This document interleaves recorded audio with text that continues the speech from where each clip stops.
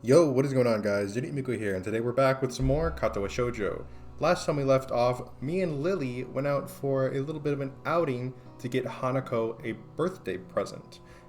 We ended up settling on I think it was some kind of glass, like antique chess set, and then Lily got her a doll, I believe. So, yeah, we're going to be picking off from there. Before we start the video, I want to let you guys know that if you enjoy this series, or if you have checked out my channel and seen anything you liked on there, then I highly recommend that you hit the subscribe button. It helps me out a lot. We are so very close to 100 subscribers, so that would be awesome if you're new and you would like to hit the subscribe button. So without further ado, let's jump right on back into it. Boom. I did not mean to click start, I meant to press load. Alright, I guess we're here.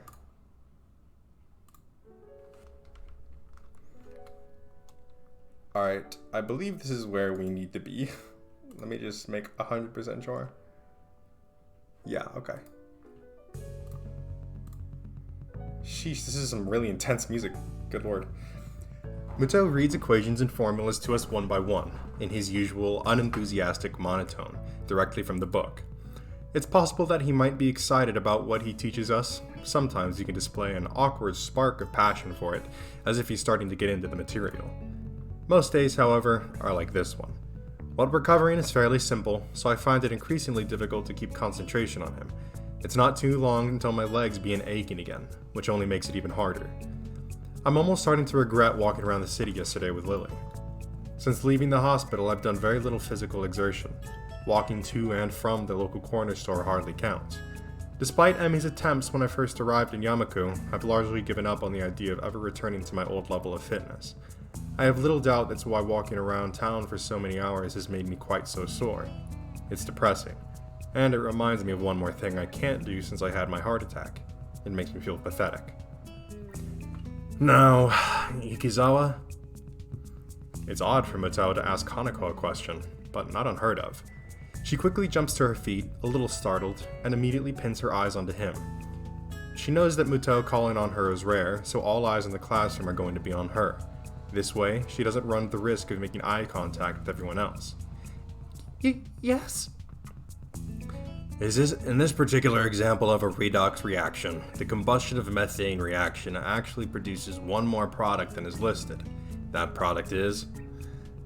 Even though it's a softball question, she timidly waits a bit before answering, biting down slightly on her lower lip as if to keep her concentration.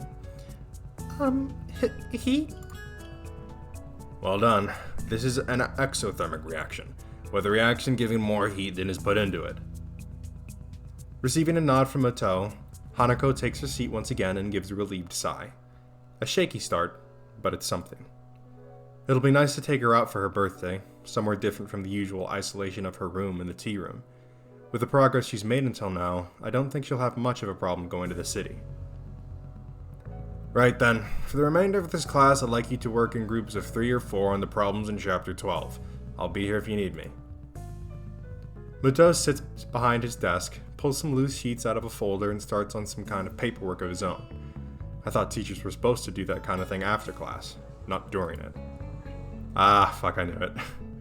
Regardless, I look to my right to pick out someone to form a group with. Given the 2 smiling faces hovering near mine, I don't think I'm gonna get much say in the matter. I suppose we have a group then. Oh god. Her voice is so painful.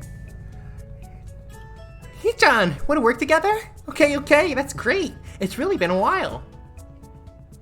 The class begins the process of noisily shuffling the desks around, with Shizune doing the same as she puts hers in front of mine. She's a little lucky not to be able to hear the din of the classroom, which is loud enough to cause some discomfort. Truth be told, working with Shizune and Misha is probably a good outcome. Shizune and I are pretty good at this subject, and Misha has really nice handwriting. As I look to Misha, I notice a tall figure behind her. The shadow catches Misha's attention as well, and she turns to face the dark-haired observer. Good afternoon, Hanako. Hello. Shizune finally notices Hanako. After looking up and following the gazes of Misha and I, in quick measure, she taps Misha on the shoulder to get her attention before signing away. Hee-chan says if you're looking for a group, you can join ours. Hanako looks down and blushes a little at the offer. Out of all the people in the class, Hanako's most familiar with the three of us, so it's reasonable that she'd come to us first. Then again, her actually coming up to a group with the intention of joining them is something she apparently very rarely did before. She leaves briefly to drag her desk over, and Shizune and Misha wheel back to me as soon as her back is turned. I guess we get to play again, Hee-chan. You hardly ever play with us anymore.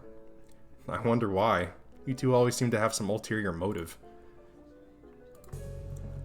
That hurt, Hee-chan. I'd almost think you were insulting me. But it's Hee-chan, so I know you're joking. Such a great sense of humor about it.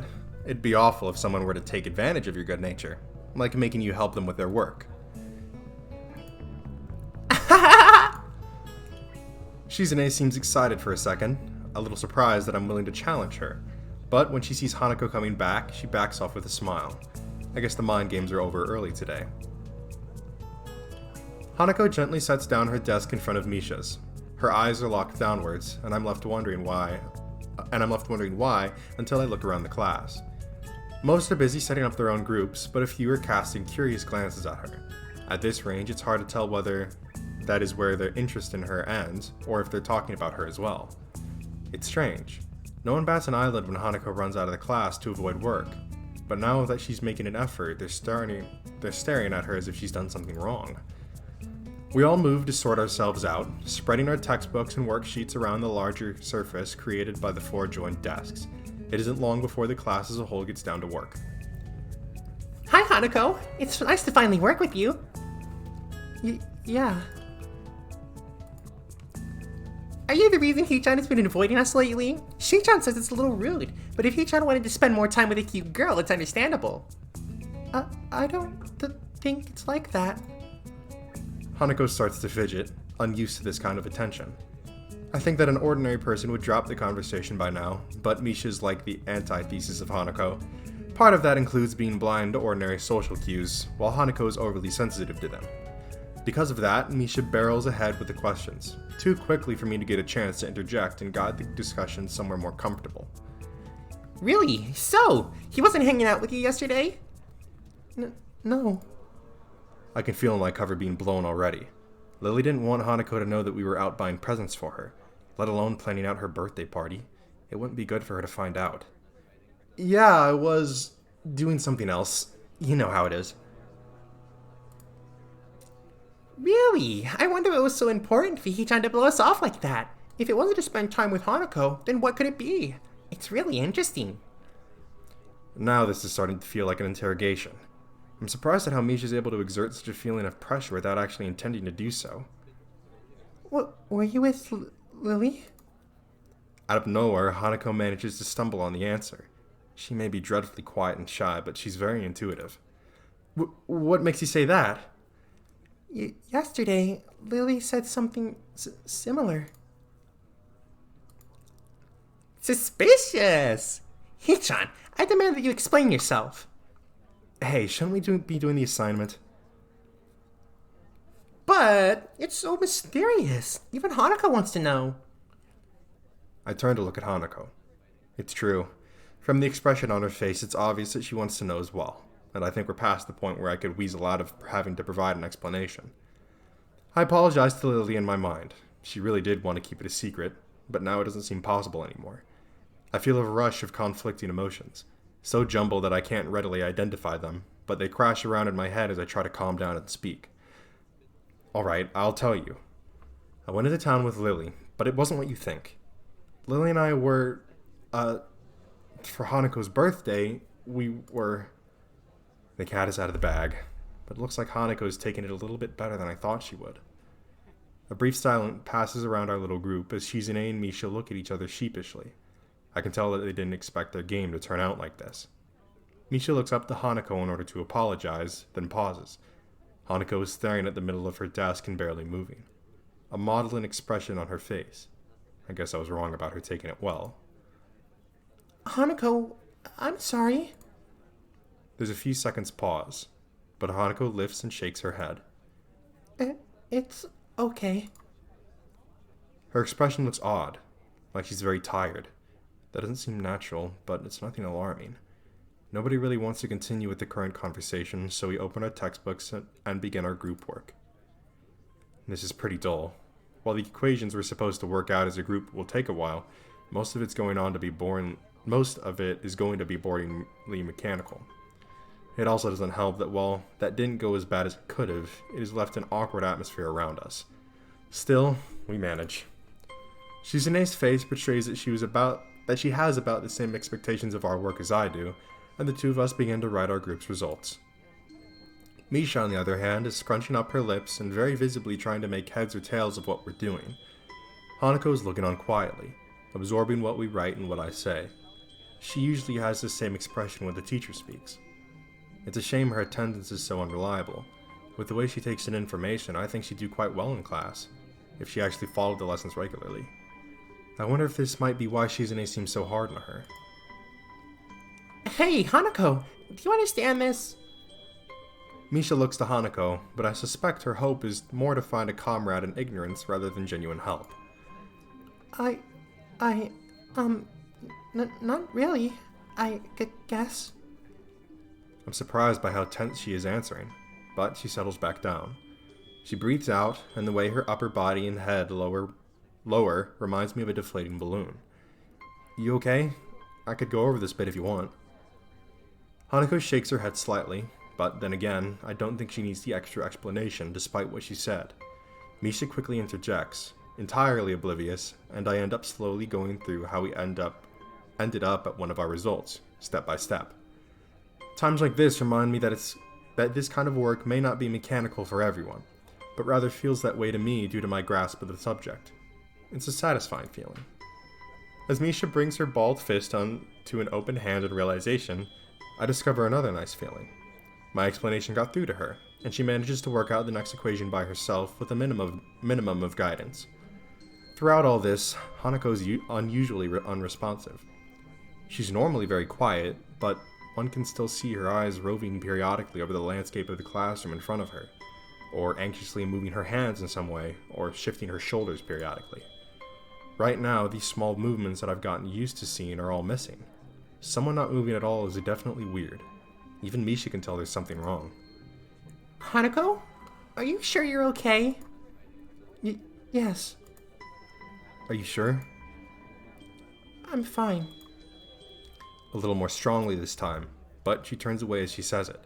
It only makes me doubt her answer, yet at the same time I can tell she doesn't want to talk about it further.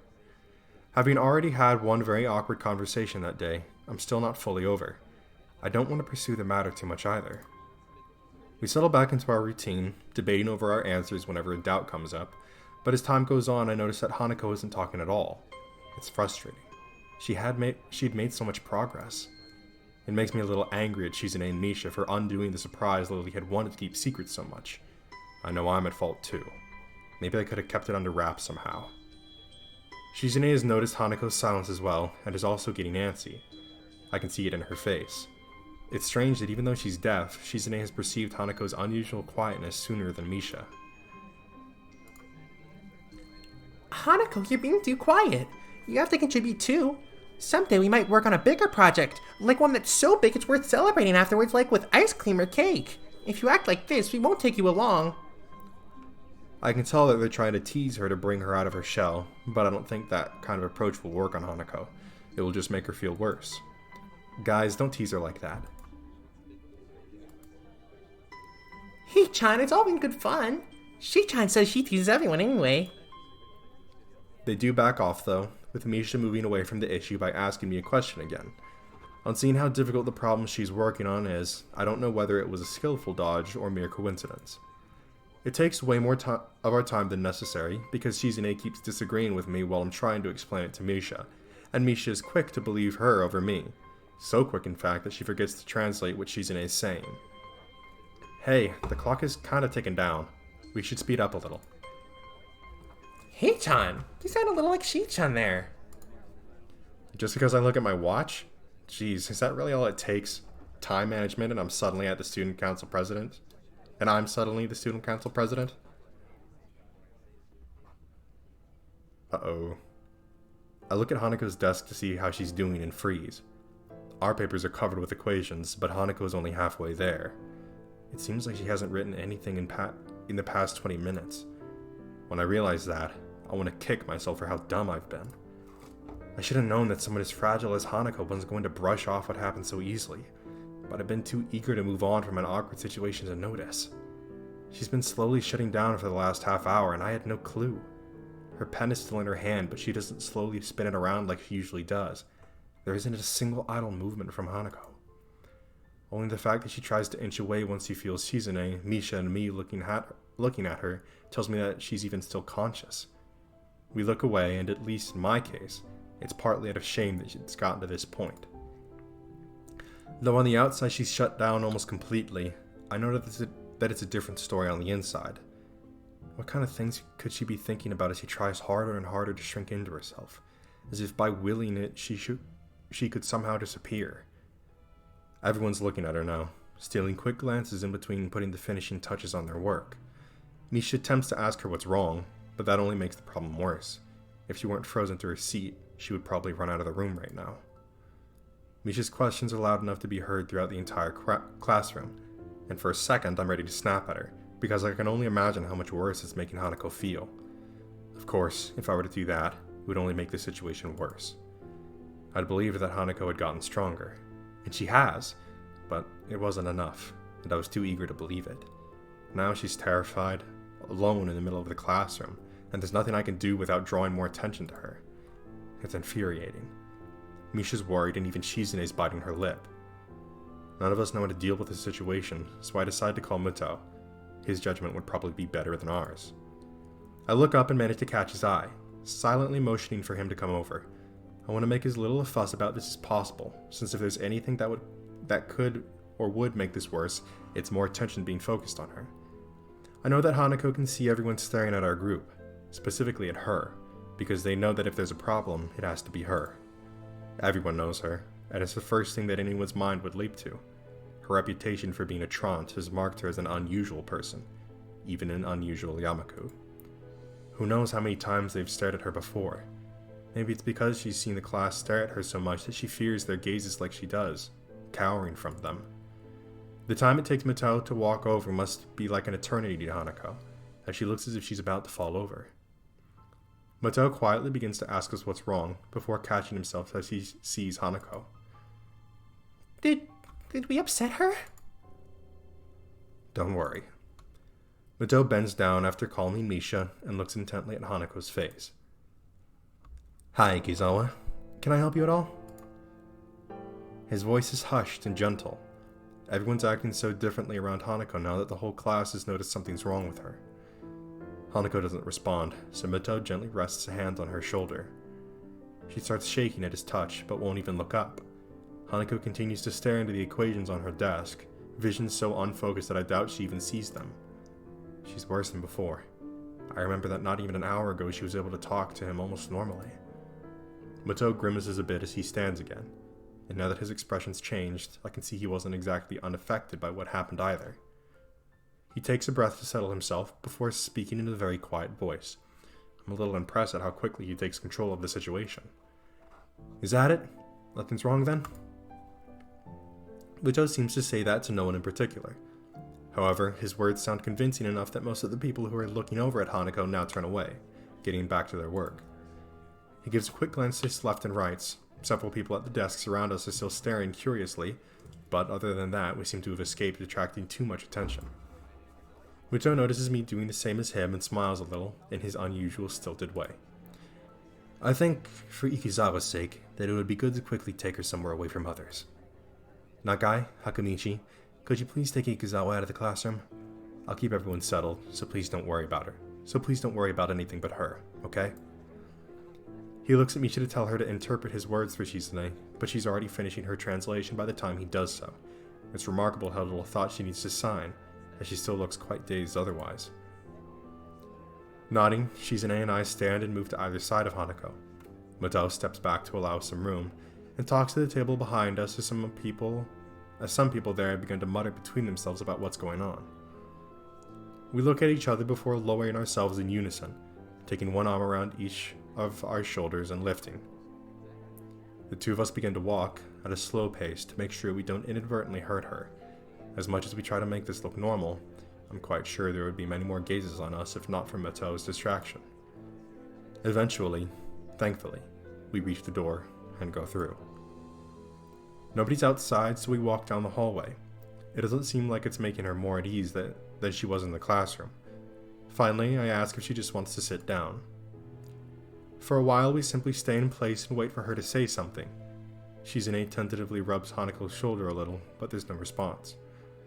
Eventually, she shakes her head a little when Shizune tries again. Both of us are looking at her, so we pick up on it immediately. Shizune's hand again comes to rest on Hanako's shoulder as she awakens, her face lifting to two very worried and anxious people looking at her. She looks at us silently for a while. I'm initially worried she might freak out or do something extreme, but those fears prove unwarranted as her expression slowly changes from an almost lifeless blank state to a more normal, withdrawn shyness. She wordlessly lowers her head, her eyes evasively moving to the side. She looks embarrassed, almost ashamed. I want to say something, anything, to help. I can't, though. I don't really know what just happened, or even what caused it. I feel helpless and ashamed of myself for not being of any use. Shizune sighs before looking at me. Even without words, I think I can tell what she's asking. I'll take Hanako to the nurse. Is that okay by you? I try to communicate my intentions through hand gestures, but I don't feel like I managed to get through to her very well. Shizune makes a dreary face in response to my gesticulations, confirming my impression. She stabs her finger in the air decisively, first at me, then at Hanako, and then towards the stairs. She waits for me to nod before pointing at herself, then pointing at the door to the classroom. I get the feeling Shizune's much better at this than I am. I nod at her, since her plan is after all the same as mine.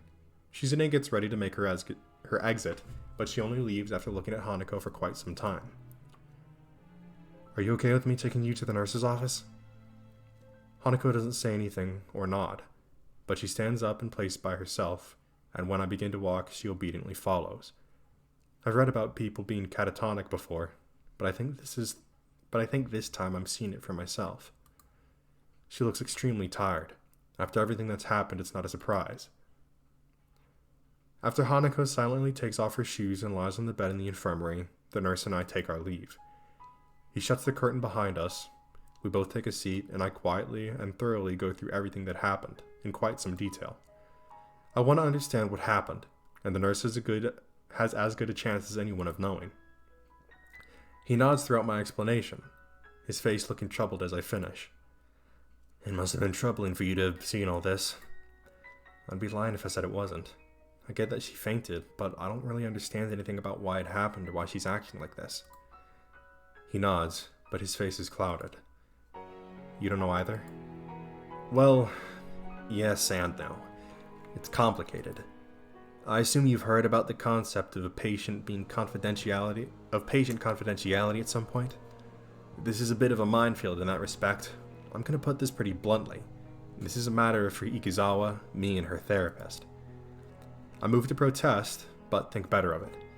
I want to deny what he says, but if I think this through rationally, what he says makes perfect sense. I understand. Good. I wish I could help you more, but I think that what Ikizawa needs right now isn't somebody prying into her past or her emotions. She just needs someone to be there for her. She needs a friend. For what it's worth, I think you've done well in bringing her here. Sounds like you and your friends dealt with the situation well too. I'd give you a lollipop or a sticker as a reward, but you might be a little too old for either. He gives a cocky grin, obviously trying his best to lighten the atmosphere. I'm not really in a laughing mood, but he does manage to get a smile out of me. Thanks. Do you mind if I stay here with Hanako? I appreciate the thought, but I think it would be better to let her rest for now. She'll be let back to her dormitory room this evening, so you could visit her then. I agree with him before standing. It feels like all I ever do around the nurse is humbly agree to what he says, but it was the same with the doctors in the hospital too. The walk back to the classroom was a long one, my mind feeling heavy under the weight of so many things happening so suddenly. Even as I re-enter the classroom, I'm thinking about Hanako. My stomach feels like it's turning into knots while I think about how to deal with her. I still don't know what I'm going to say when I see her again. Thankfully, the class doesn't pay me much heed. There are a couple of questioning glances, but overall, not too many people seem to be very aware of what happened.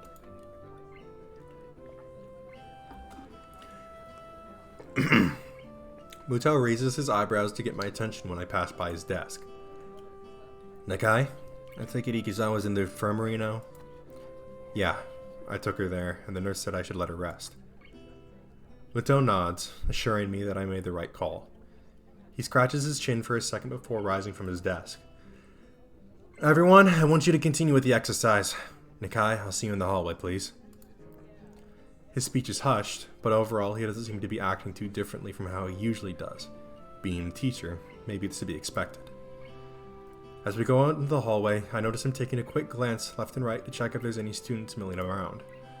The hallway is nearly soundless, but I can't think of anything except waiting for Mutao to speak. Nakai, what do you think the purpose of this school is? To cater to the needs of disabled students? Mutao scratches his head as he shakes it. No. If we wanted to do that, we would have built a whole new school from scratch. One floor. Talking whiteboards, that kind of thing. Look around, Nakai. This school's about giving you all a future that you would have been denied in regular education. Huh? Think of it this way. If we wanted you to graduate and go straight into a hospital, do you think we'd put in this much effort? The bluntness of Mutao's statement temporarily stuns me, causing me to forget about the immediate situation. No. That's right. We want you all to leave here as useful members of society. I'm not quite sure I'm following you. I have high hopes for you, Nakai. You're possibly the first student I've had that gets my lectures. That isn't something that a teacher should be admitting so freely. You could easily take your studies of science well into university. Have you ever considered that? I can't say I have. Well, what have you considered? For your future, that is. I can't say that I've put much thought into my future. For a moment, I'm distinctly reminded of Lily questioning me about the same subject. It's only been a little over 5 months since I was gasping for air on the ground. It's been too soon to be thinking about the future. And besides, Hanako's problems seem much bigger to me right now. Mutao gives me a disapproving sigh before continuing. Think of this place as an opportunity. Here you have boundless facilities, good teachers, plus the added bonus of the nurse and his staff. You should be doing nothing but thinking of the future. Right.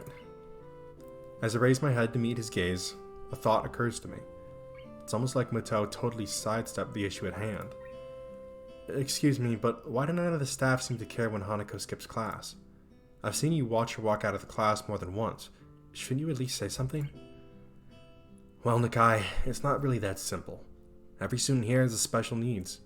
If it weren't for that, then we wouldn't have a school here. For example, I wouldn't keep you in class if you were having trouble breathing, would I? But that's not... Mutao cuts me off before I can even think about finishing my sentence. Ikizawa's case is very much like that, but instead of CPR or a pacemaker, what she needs is time and space. The faculty was made aware of this from the day she arrived here. Thus, whenever she feels the need to leave classes, we let her do so. And even though she isn't a star pupil, she seems to pass all of our exams, so it hasn't affected her ability to study. Isn't that enough? I open my mouth to protest, but I can't find a fault in his argument. While her condition does at first seem to be wholly psychological, its worst effects have been on her psyche. Oh, physiological, my bad. It still puts me off, though. Isn't he just passing on the responsibility for her problem? Surely she can't go on like this for her entire life. I understand that you might not be used to this kind of thing yet. It's been a big change for you. That said, it's less than a year until graduation now. Maybe you won't have to get used to this school. If you keep your head down, I'm sure you'll do well enough in your exams. I numbly nod, more to simply acknowledge that I'm listening than out of agreement. I felt like I was getting used to this school, but it feels like it's just been thrown back in my face. But what about Hanako? I believe, hope, that she will perform well enough to do what she wants to do. What that is, I don't know. Not all students leave school with an idea of what they want to do, unfortunately. He takes care to emphasize the last word, as if it wasn't quite clear enough already, and gives me a moment to mull his words over. Today's been a troublesome day for you, and I doubt that you'd be able to concentrate much anyway after all that's happened, so I'll allow you to take the rest of the day off. Your grades have been good in this class so far, which makes me think you won't have any trouble catching up on what we've been doing.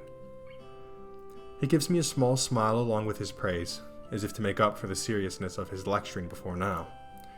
Go collect your things, and I'll see you tomorrow. Right. Thank you. Matao's roundabout speech has left my thoughts scattered. I'm still not any closer to working out what I can do to help Hanako, if anything, and my mind is all the more confused about what Matao said. I'm also still bothered by the fact that Hanako was helped at least as much by Shizune, her enemy by proxy, as by myself, but I don't know whether that is just male bravado or a genuine concern. While I collect Hanako's and my things from the class, I continue to try and sort out my feelings.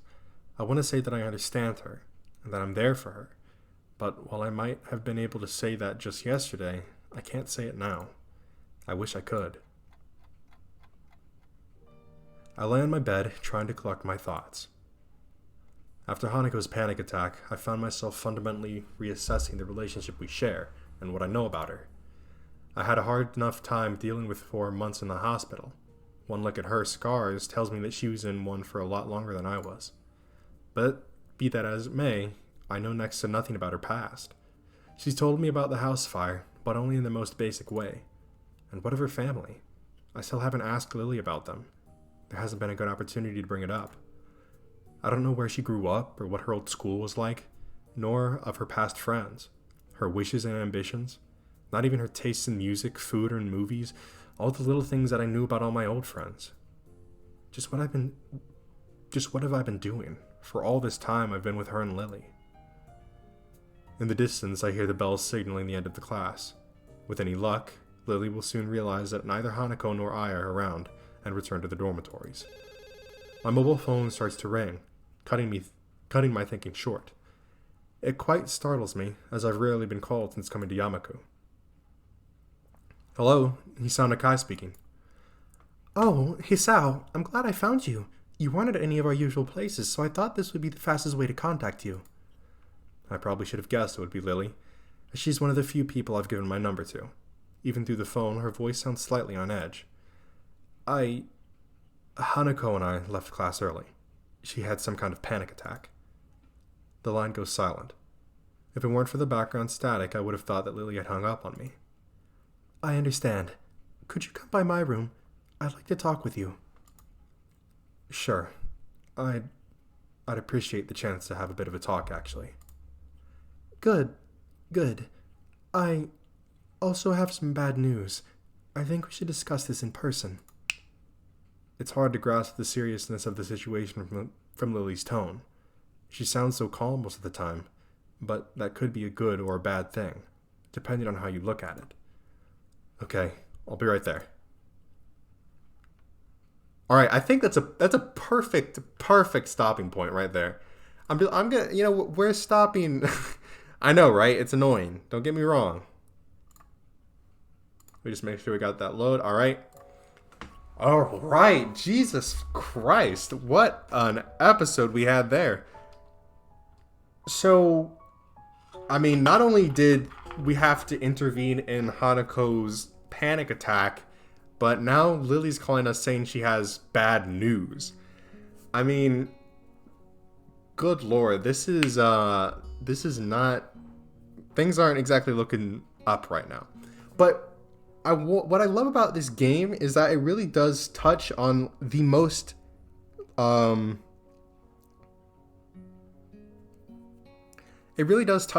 controversial topic of people with disabilities, right? One of the biggest ones being, do you acknowledge it? Do you not acknowledge it? Like, does it vary from case to case? And in situations where it's somebody like Hanako who has like this severe anxiety and easily is susceptible to panic attacks, right? Do you just let her continue living that way? Let her take her breaks when you need? Because as much as it is kind of blunt to say, right? The real world isn't always that accepting or allowing of such behaviors. So it kind of brings up the question, sure, there may be good intentions behind just letting her go off and get space when she needs, but is that enabling or is that helping? You get what I mean? So that it definitely touches on some very interesting topics such as that, because I would imagine that, you know, it may actually be helpful to try and get closer to her, to maybe even be a bit pryish into her life and her past, just because without an understanding of why she's like this, it kind of becomes hard to make that judgment, right? And obviously you would have to imagine that like the nurse has kind of signed off on that whole thing, like, hey, yeah, sure, that's what she needs. Because on one hand, it's like, well, you're kind of enabling this behavior to continue, but at the same time, if you force her to stay in the class, then again, that could lead to a panic attack, which, you know, obviously isn't very healthy, right? So it's such a touchy concept, and it's a very touchy area when it comes to the disabled or people with some sort of you know, I guess mental illness, right? So that's one of the just reasons I absolutely adore this game. But yeah, that's going to be it for this time. I hope you guys enjoyed. If you did, make sure to leave a like on the video and let me know in the comment section below what you would like to see me play next. If you enjoyed this video, or if you enjoyed any other videos or series on my channel, then I highly recommend that you hit the subscribe button and turn on post notifications so you will be notified when a new one of those videos comes out. Anyways, that's it from me, and I'll see you in the next one.